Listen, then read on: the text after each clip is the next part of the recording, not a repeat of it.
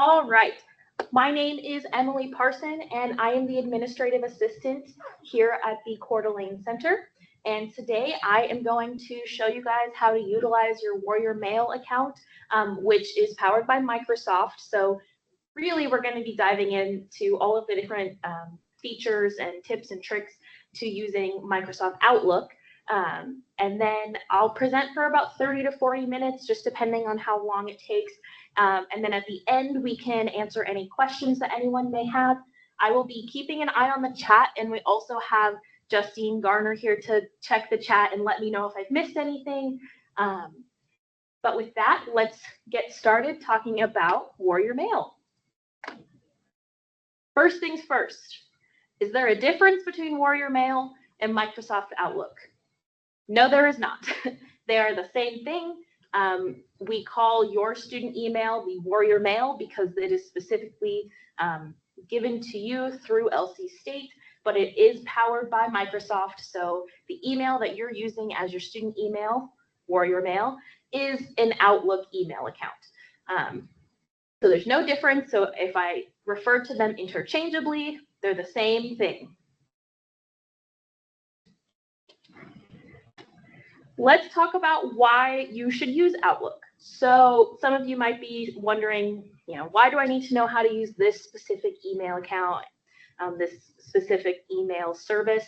But Microsoft Outlook has over 3 million companies that use its products globally, and over 50% of those companies are located in the United States. So for any of our students that will be graduating, moving into professional careers, anyone that's currently in a professional career, you are more than likely going to be using Microsoft Outlook when you step into the workforce. So it's good to understand the cool tips and tricks now so that when you start your new job, your new career, it's the least of your worries.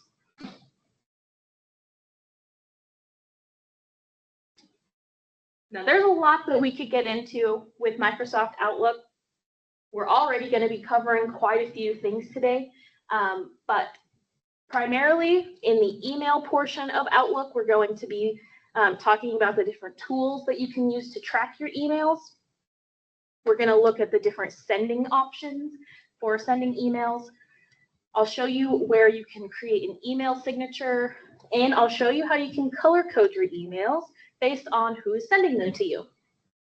In the calendar portion, we're going to be showing how to add external calendars. So we're actually going to specifically look at adding your Canvas calendar, which is where all your assignments and classes are.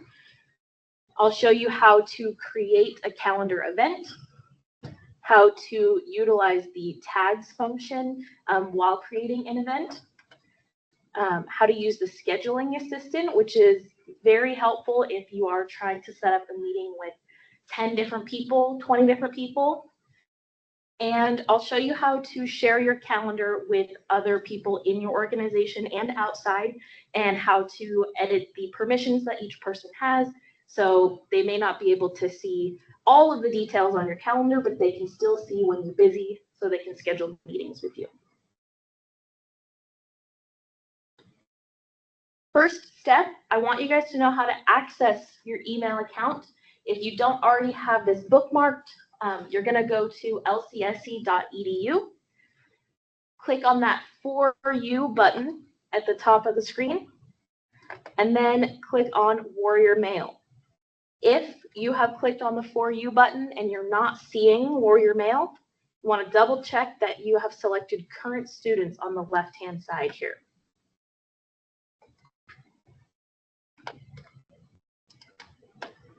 All right, once you get into your Warrior Mail account, you can follow along with me on all of the different things we're going to talk about today. The first thing we're going to talk about is tracking your emails and the different tools that you can use to do that. So if you hover over an email that's in your inbox right now, you'll see a little flag pop up. If you click on that flag, it will give it a little yellow highlight. If you right-click on the flag, you can actually select which day or which level of urgency that email has for you. So if it's a specific task and it's not due until next week, you can change the level of urgency with the different type of flag. And this is really important because when you have flagged emails, if you go over to the left-hand side and see this check mark here, click on that, and then click on flagged emails. There's a full list of all the emails that you have flagged in your inbox, and it will show if you have it flagged for today, tomorrow, and then if you keep scrolling, it has further down the line. So it kind of moves your emails into a to-do list format if you add it to the different flags. Some people really like to use the flags function. I personally end up forgetting that they exist. So I always will read an email and then mark it as unread in my inbox so that I have multiple little notifiers that there's an email in my inbox still. And this has saved me from getting new emails and burying old ones and not realizing that I've done that. So whether you use the flagged email or marking things as unread, it's kind of a personal preference, but the flags can get a little bit more specific with when you need to do the tasks or when you need to look at the email. The next thing that you can use to track your email, this is specifically for any emails that are super important. You need to keep at the top of your inbox. You know, they have instructions that you will need for the next few weeks. If you hover over that email, you will see a little pin icon. And if you click on the pin, it will move that email up to the top of your inbox and it will keep it there regardless of any new emails that come in. The pin will keep it all the way at the top.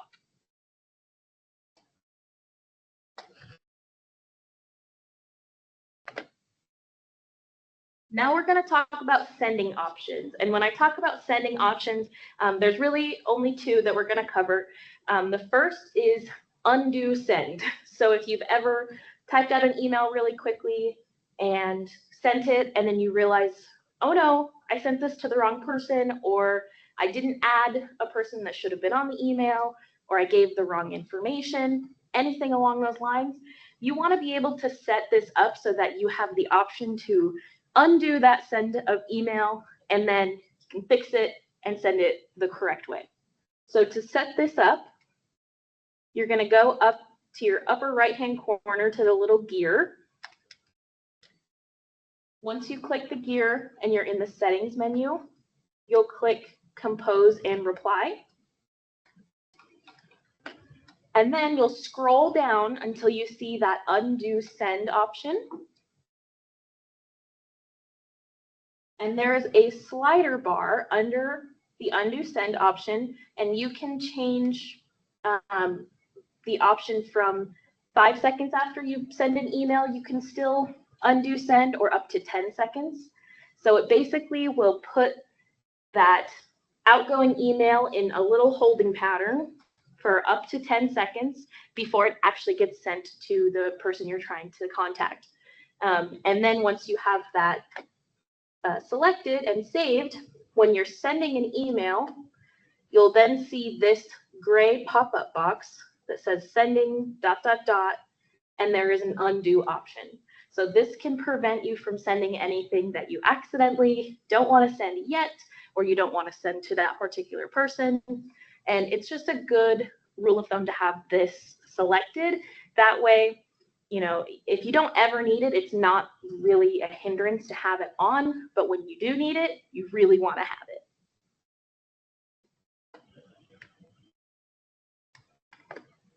The next sending option that we're going to go over is the schedule send. So we've used this option in our office multiple times. In particular, we use it for Mental Health Awareness Week. We send out information every day of the week to all of our Coeur d'Alene students, depending on what the topic of the day is. And trying to get that sent out plus the in-person information set up that same day can kind of delay us getting to send the information out online as quickly as we would like. So in the past, I have put together all the emails, put together all of the emails that I'm sending it to, and then I have scheduled it to send at a particular date and time.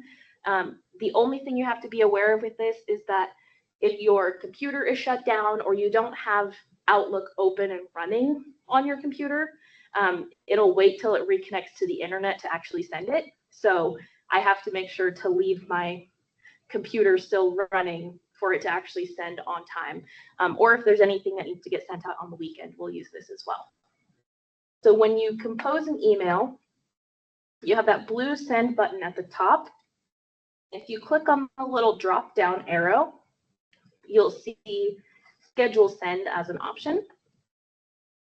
And then with the box that pops up, it gives you recommended times that you could send the email, or you can select that custom time option and then put in when you want to send the email and click send, and it will wait until that specific time to send the email for you. For those of us that like to work ahead or get stuff ready to go ahead of time, this can be a really great function to have.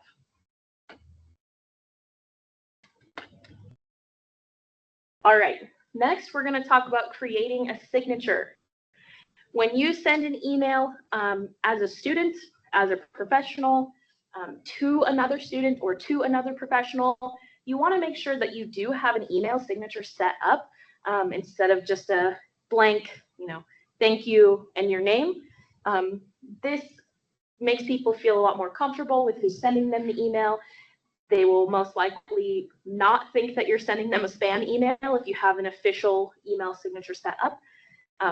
Many different companies that utilize Outlook or any email service will have specific standards for your email signature that you can follow when you're doing all of your employee onboarding, stuff like that. So to set up your signature, you'll go up to the settings again in the upper right-hand corner. You'll click on compose and reply again. And then email signature happens to be one of the first things that pops up in there. You'll just select new signature, and then you can input all the details that you need to put in there. For us, that's our name, our title, our office, and where we're physically located, and then our phone number and email address for any people that need to reach back out to us or send on our information to others.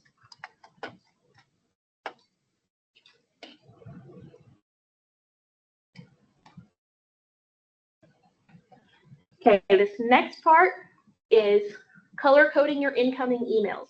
This is really handy if you want to make sure that you won't lose track of emails from a particular person. So whether that be your boss or an external person that you're trying to keep in contact with and you don't want their email to get buried, you'll want to set this up so that you can kind of keep track of it. So again, you'll go up to that settings icon in the upper right-hand corner.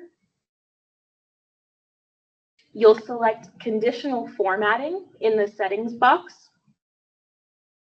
And then you'll select create a new conditional formatting rule. You'll enter the name of the rule. So I just put my name in there because I made the rule for emails from myself. I have two other conditional formatting rules in my inbox, one for Justine and one for Dana. So theirs are named accordingly. You can then change the condition to be any emails coming from, and then put the email address in the box next to it. And then you can change the font color of any of the emails sent to you from that person.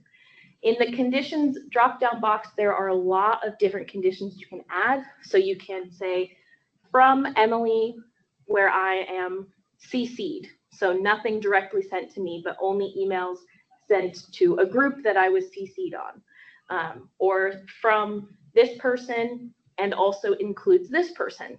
So if you're working in group work, you can say, okay, any email that comes from Dana, but also has Justine CC'd on it, I want that to be a specific color. So we know that that's your group work you're trying to color code. Some examples of how this looks are right down here. So I have Dana in a dark green color. I have Justine as a red color and myself as dark purple. If you are using Microsoft Outlook on the desktop, the color options are actually a lot more vibrant, but to be able to set these formatting rules, there are quite a few more hoops you have to jump through. So if you're interested in changing the colors on your desktop version of Outlook instead of the web version, you can come talk to me. We can go through it together, or if you search online, Microsoft has a lot of extremely helpful forums that people get instructions on how to do stuff like this.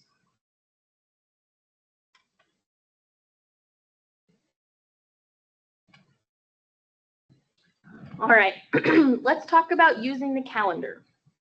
So the calendar function in your Outlook email is probably going to be the most important function that you are going to get used to using, especially getting used to it now as a student before you are in the professional workforce. Every single person in your company uses a calendar, and everyone uses it to set up meetings, to set appointments, to set out of office. With us in particular, our phone system is linked through Microsoft as well.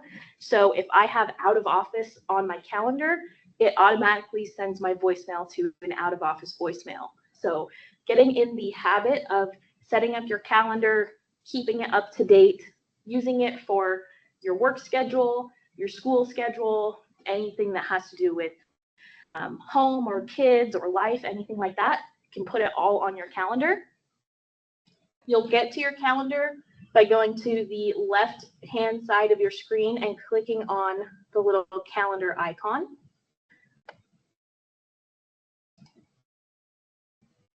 Once you're in your calendar, to create an event or a meeting, anything like that, you're actually going to go to the day and time that you want the event to happen and just double click on that space. You may also single click and get this small pop-up window, and if that's the case, then you can click on the expand window button so that it goes a little bit more full screen and you can see all of your options. When you're creating your event, you'll add a name. So for our event here, it's Warrior Mail / Outlook Workshop. That's what I put on our calendar. You can change the little icon that's next to it. You can invite different people to join your meeting. And if you're in the same organization, you can at least see when people are busy. So you know not to send an invite that no one will be able to attend.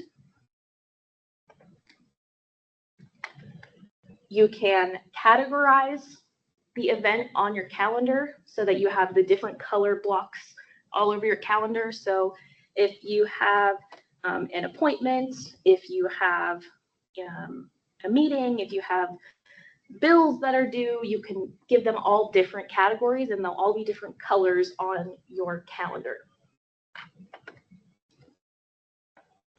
You're also able to attach files from your desktop, pictures, different email attachments to your meetings. And if you select the Teams meeting option at the top, it will automatically give you a virtual meeting link for anyone that you sent that invite to.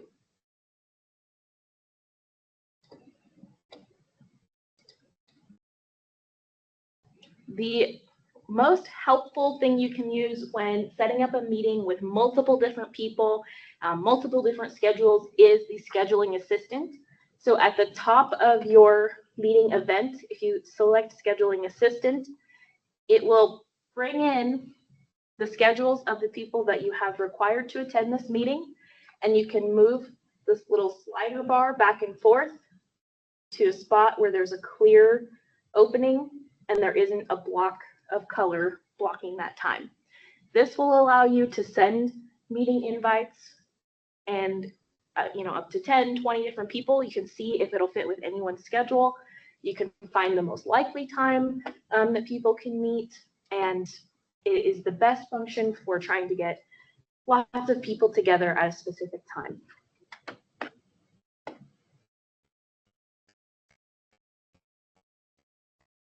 We're going to talk about adding some external calendars to your calendar feed. This way you can have your personal calendar, and then you can have these external calendars, and you can decide if you want to view them all at the same time. You can decide if you want to view one over the other. But the most helpful external calendar to add for you as a student is going to be your Canvas calendar. If you guys log into your Canvas account, which can be accessed through Warrior Hub, and click on the calendar button on the left-hand side, if you scroll down a little bit, you can see under the undated section, calendar feed. If you click on that calendar feed link, you'll get this little pop-up here, and you'll copy that link. And then when you go back over to your Outlook calendar, you'll select the Add Calendar button, which is underneath the month view of the calendar.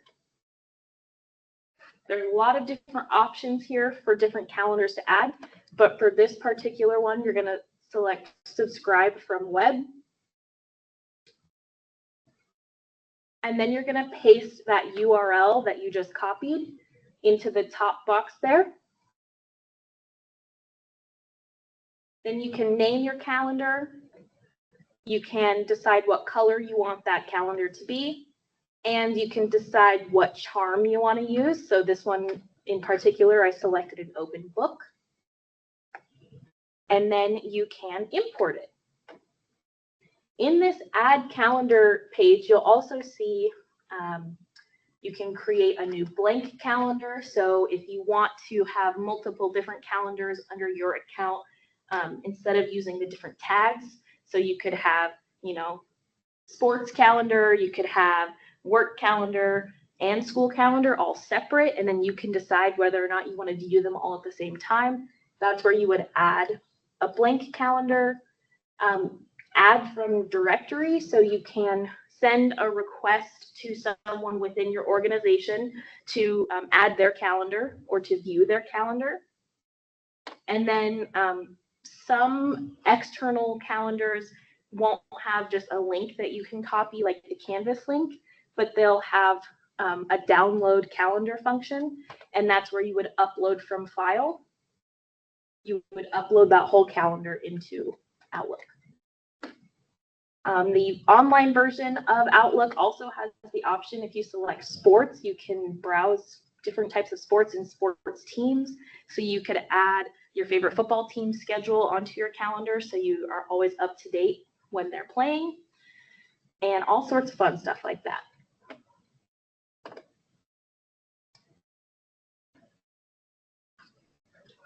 Next, I'm going to show you how to share your calendar. This is very important to use, especially if you're working on group projects with other students. If you want to share your calendar with your partner, your spouse, your kids, whoever else has access to Microsoft Outlook, and you all want to be on the same page. So you go up to the top bar of the calendar homepage under the Home tab and select Share Calendar. You'll enter in the email address or the contact name. If you use just a name of someone within the same organization, so someone at LC State, usually it'll auto-populate their email in there. So if you were to just add Emily Parson in there, it would automatically say, oh yeah, Emily's in your organization, share your calendar with her. And then you can click the drop-down button and decide how much information you want to share with people. So if you just want to be able to share with someone when you're busy, you know, I can't meet at this time, you don't need to know why, but you know that I can't, then you can just have them view when you're busy. They can see the titles of stuff and locations, or you can allow them to view all of your details, or you can allow them to edit any of the details. So I have the ability to edit Dana's calendar. If I get a phone call and there's a student that wants to make an advising appointment with her or to talk about enrolling at LC State, I have the ability to view her calendar and add something onto her calendar as well. So So it really just depends on how much access you want people to have, and you can edit this later just by that share calendar button and then go through and edit or delete people that you don't want to have your calendar anymore.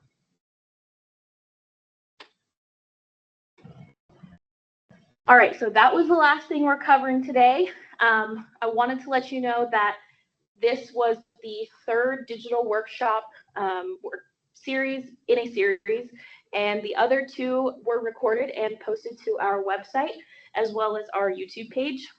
If you need to go back and look at these other workshops, see if there was something I talked about that maybe you want to remember for later, you can find it on our website and refer back to it later.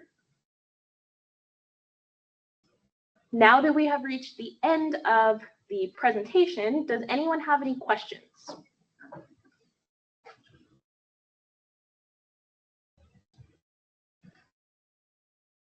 Anyone online have any questions? All right.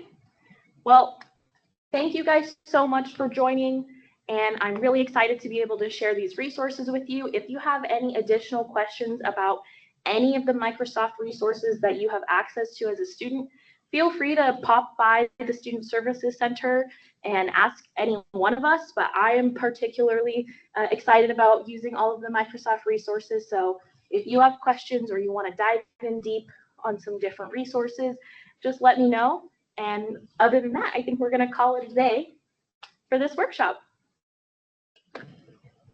Thank you guys for joining.